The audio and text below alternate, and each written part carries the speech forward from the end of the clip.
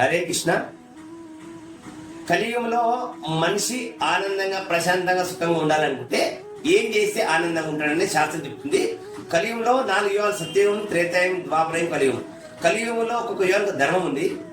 సత్యం తప్ప చేస్తే మోక్షం వస్తుండే, త్రేతాన్ని యజ్ఞయాగాలు చేస్తే మోక్షం లభిస్తుండే, ద్వాపరయుగంలో విగ్రహాలు చేస్తే మోక్షం లభిస్తుంది. కలియుగంలో హరినామస్మరణ చేస్తే మోక్షం లభిస్తుంది శాస్త్రం చెప్తుంది. ఈ నామస్మరణ ఎందుకు చేయాలనేది ఒక సింపుల్ లాజిక్. అంటే కలియుగంలో ఏం చేసినా, యజ్ఞయాగాదులు, తపస్సులు, మేల్పడలు, బంగారము, విగ్రహాధన ఏం చేసినా కానీ ఈ నామస్మరణ చేస్తేనే మోక్షం లభిస్తుంది చెప్తుంది కదా. ఈ నామంలో ఇంత మహత్యం ఏమిటంటే గోకోటి దానం గ్రహణం కవశ పర్యాయ గంగ కల్పవస యజ్ఞాయత మేల్స్మరణ దానం గోవింద కీర్తనం సమానం అంటుంది శాస్త్రము, భాగవతం.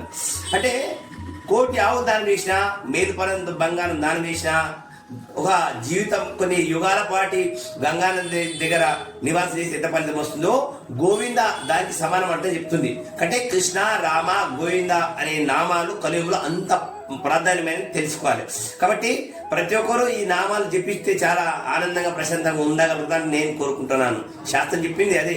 యుగధర్మం హరినామ స్మరణ, హరి నామ హరి నామ హరి నామై కేవలం కలియుగ నాస్తివ నాస్తివ గతిరించిన. కలియుగంలో ఈ నామం నుంచి ఇంకోటి లేదు చెప్తుంది శాస్త్రాలు. మొదటి నుంచి చివరికి తిరిగి వేసిన ఇంతకు మించిన తరుణోపాయం లేదని చెప్తుంది. కాబట్టి భక్తులారా ఈ నామం జపించి తరించి ఆనందించాలని కోరుకుంటున్నాను. హరే కృష్ణ.